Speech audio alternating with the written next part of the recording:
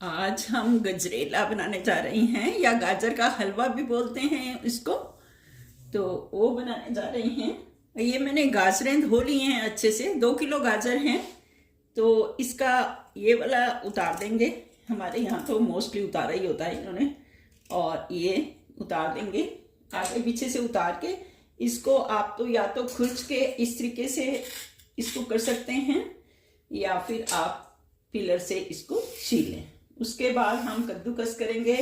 मैं तो food processor में कद्दूकस करूँगी, तो कैसा भी मोटा पतला कैसा भी कर सकते हैं, कोई चक्कर नहीं है।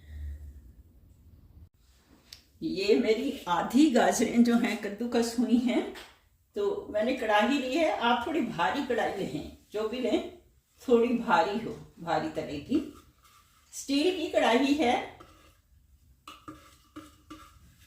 तो इसमें मैं डाल देती हूँ। टाइम मैनेजमेंट भी करना है।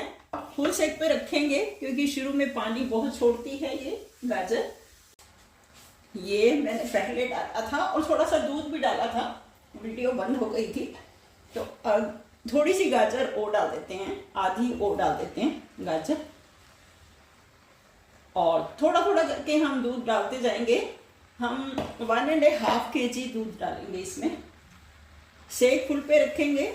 ऐसे में क्या होता है कि हमारा जल्दी से हो जाता है, कम टाइम लगता है। शुरू में इतनी ज़रूरत नहीं होती है वो करने की, नीचे तक करने की, क्योंकि पानी भी छोड़ा होता है और दूध भी अभी सूखा नहीं होता। पर बाद में एक स्टेज पे हमें बार बार चलाने की ज़रूरत पड़ती है। पर फिर भी आप ध्यान रखें, इधर उधर मत जाएं, ज़्यादा पास ही कोई काम करते रहें। वीडियो को अंत तक देखें। पसंद आए तो लाइक करें, शेयर करें और सब्सक्राइब करना बिल्कुल भी मत भूलें। सब्सक्राइब करना फ्री है। बेल आइकन दबाएं ताकि मेरा नोटिफिकेशन आपको मिलता रहे। मैंने बाकी पहले भी गजरेले की बहुत सारी डाली हुई हैं वीडियोस। उसमें मैंने इंस्टेंट कैसे बनाते हैं वो दिखाया है। आप इंस्टेंट भी बना सकते हैं। अब जो बाकी गाजर बची है उसको भी हम डाल देते हैं।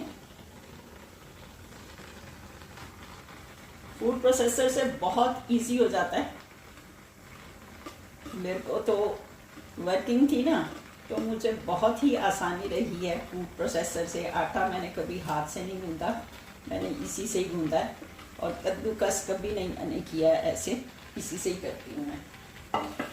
बहुत इजी हो जाती है और टाइम बहुत कम लगता है इसमें। अब इसमें मैं दूध और डाल दूंगी और अभी तो हम कुछ देर इसको ऐसे ही छोड़ देंगे। ये फुल सेक पे हमारा पकता रहेगा। 10-15 मिनट तक तो कोई खतरा नहीं है। उसके बाद इसको फिर चेक कर लेंगे। हाँ, ये भी ध्यान रखें क्योंकि जैसे कढ़ाई मेरी जो है ऊपर तक भर गई है, तो दूध उबलता हुआ बाहर की तरफ ना आए, ये भी आपको देखना है। या कढ़ाई आप ज़्यादा बड़ी लें। ये मैं छोड़ के चली गई थी तो साइडों से ये निकलना शुरू हो गया था दूध, क्योंकि कढ़ाई छोटी है। तो अब मैं बड़ी कढ़ाई में इसको ट्रांसफ़र कर देती हूँ। मैंने ध्यान नहीं दिया कि क्वांटिटी ज़्यादा है, उस हिसाब से मैंने छोटी कढ़ाई ले ली। इसको ट्रांसफ़र कर देती हूँ। फिर हम फुल सेक पे नहीं पका पा रहे ना, और फुल सेक पे नहीं रखेंगे पहले तो बहुत देर लगेगी। अब ठीक है, अब बाहर की तरफ नहीं निकलेगा। फुल सेक पे भी रख लेंगे तो बाहर की तरफ नहीं निकलेगा हमारा। अब मैंने क्या किया है कि दूसरी कढ़ाई भी हमारी वो तो है ही है, तो मैंने आधा उसमें, आधे से कम उसमें डाल दिया है और बड़ी कढ़ाई में रहने दिया है। दोनों साइड पे हमारा बन जाएगा तो टाइम कम लगेगा। दूध डाल देते हैं इधर, और इधर भी हम दूध डाल देते हैं। सारा दूध हमने डाल दिया है। 1.5 kg दूध हमने डाल दिया है। अब ये हमारा दोनों साइड पे होगा तो जल्दी बन जाएगा हमारा। ये हमारा ट्रेडिशनल तरीका था, क्योंकि घर में गाय भैंसें बहुत होती थी तो लोग इसी तरीके से बनाते थे। तो वो कुकर वगैरह में वो चीज़ नहीं बनती जो इस तरीके से स्वाद आता है बनाने में। तो ये ट्रेडिशनल तरीका है। अगर जब आपके पास टाइम खुला हो तब वो इसी तरीके से आप बना कर देखें। वैसे मैंने जो इंस्टेंट बनाया है वो भी बहुत अच्छा बनता है, उसमें ज़्यादा टाइम नहीं लगता। उसमें हम सूखा दूध डालते हैं। आप मेरी वो वीडियो चेक करें स्वीट्स वाले, उसमें प्लेलिस्ट में। देखिए ये जो स्टेज आ गई है, इस पे हमने इसको चलाते रहना है, क्योंकि हमारा नीचे लग गया तो सारी मेहनत बेकार है। तो इस स्टेज पे जैसे ये है, गाढ़ा हो गया है, लगभग दूध सूखने वाला है, तो हमें यहाँ पे हिलाते रहना है। और यहाँ पे अगर आपको सेक कम करने की ज़रूरत पड़े तो आप कम भी कर सकते हैं। दोनों साइड पे किया है तो इधर वाला तो लगभग सूख ही गया। मैं अभी आपको दिखाती हूँ। देखिए ये तो सूख ही गया है, इसको ट्रांसफ़र कर देती हूँ इसी में, और इसको पकाते जाते हैं और हिलाते जाते हैं। अगर आपके पास टाइम कम है तो आप ये प्रोसीजर अपना सकते हैं, 2 बर्तनों में कर लें। जैसे अब थोड़ा सा दूध सूखना रह गया तो इस स्टेज पे हम चीनी या गुड़ जो भी आप डालना चाहते हैं वो डाल लें। तो मैं चीनी, बूरा चीनी यूज़ करती हूँ, दूसरी चीनी यूज़ नहीं करती हूँ। तो ये मैं डाल रही हूँ। वैसे 400 ग्राम के करीब डल जाती है, पर मैं 300 ग्राम डाल के फिर इसका टेस्ट कर लूँगी, क्योंकि अगर मीठा ज़्यादा हो जाए तो फिर भी दिक्कत आती है। तो अगर कम होगा तो और डाल देंगे। जैसे ही हम वो डालेंगे चीनी या गुड़ जो भी डालेंगे, तो उससे क्या होगा कि ये पानी फिर छोड़ देगा। अब हम मिक्स कर लेते हैं और हिलाते रहना है हमने अब हमने इसको छोड़ के नहीं जाना। मैं तो वैसे कभी भी ऐसे नहीं बनाती हूँ, जैसे सब्जी रोटी बना रहे हैं साथ ही रख दिया, साथ में हिलाते गए, उससे टाइम की बहुत ज़्यादा सेविंग होती है। देखिए ये लगभग हमारा सूखने वाला है। इस स्टेज पे अगर आप कुछ भी डालने लगे हैं तो सेक सिम पे कर लें, क्योंकि अगर दूध नीचे लग जाता है तो बहुत ही गंदा स्वाद आता है उसका। तो अब मैंने सिम पे कर दिया है इसको, और 6-7 इलायची का पाउडर डाल रही हूँ। और इसी स्टेज पे हम घी भी डाल देंगे। जब घी डाल देते हैं तो फिर नीचे कम लगता है। ये मैं 50 ग्राम के करीब घी डाल रही हूँ, जिससे ये बहुत ही वो हो जाएगा।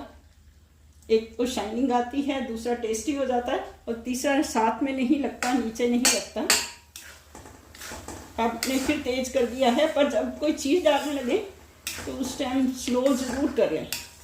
और आप इस स्टेज पे इसको चलाते रहना लगातार, जब तक ये पूरा सूख नहीं जाता, कढ़ाई छोड़ नहीं देता। देखिए ये लगभग सूख चला है, और अब हमने हिलाते रहना, इसको नीचे तक हिलाते रहना। मैंने टेस्ट करके देखा है तो चीनी उतनी हमारी जो 300 ग्राम डाली थी वो सफिशिएंट है, क्योंकि मैं भी बहुत कम मीठा, मुझे अच्छा नहीं लगता मीठी चीज़ में, तो अच्छा मीठा है। आप पहले थोड़ा ही डालें, 300 ग्राम ही डाल के देखें, या अगर आप उससे भी कम, हो सकता है आपको उससे भी कम अच्छा लगे तो आप देख के डालें, और अगर कम हो तो फिर दोबारा डाला जा सकता है, और थोड़ी देर और रख लें, अच्छे से भून लें।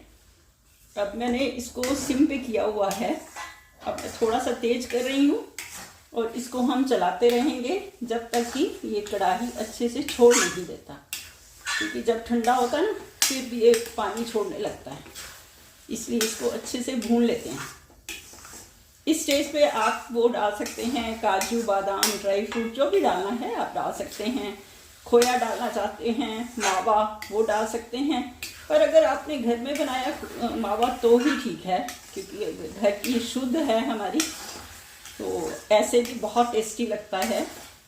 और क्योंकि मेरी ग्रैंड डॉटर आ रही है, वो पता नहीं बीच में ड्राई फ्रूट डाला है, खाती है नहीं खाती, इसलिए मैं सर्व करते हुए थोड़ा सा डालूंगी ड्राई फ्रूट, बीच में नहीं डालूंगी। आपने डालना है तो आप इस स्टेज पे कट करके डाल सकते हैं। मैंने थोड़ा सा कट करके रखा हुआ है बारीक बारीक, ये इस तरीके से आप बारीक कट कर लें, और मुझे जब सर्व करूंगी तो थोड़ा सा मैं डाल दूंगी। इसको हम भूनते जाते हैं जब तक ये पूरी कढ़ाई अच्छे से छोड़ ना दे। आसान है ना बनाना। 2 कढ़ाइयों में कर लें। अगर आपके पास टाइम कम है, एक कढ़ाई ही ज़रा ज़्यादा साफ करनी पड़ेगी, 2 कढ़ाइयों में बना लें। देखिए इसने कढ़ाई बिल्कुल छोड़नी शुरू कर दी है। देखिए ये नीचे से पूरा छोड़ दिया है।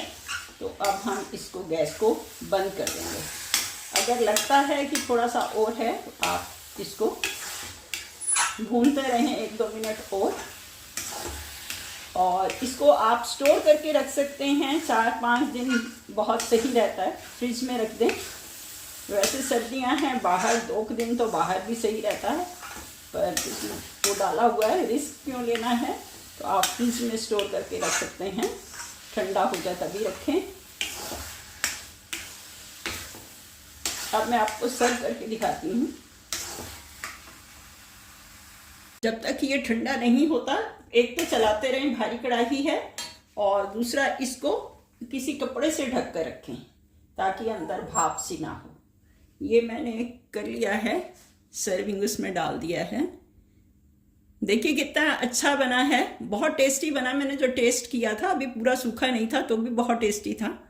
वीडियो देखने के लिए आपका बहुत बहुत धन्यवाद। अगली वीडियो में फिर मिलते हैं। आपका दिन शुभ हो।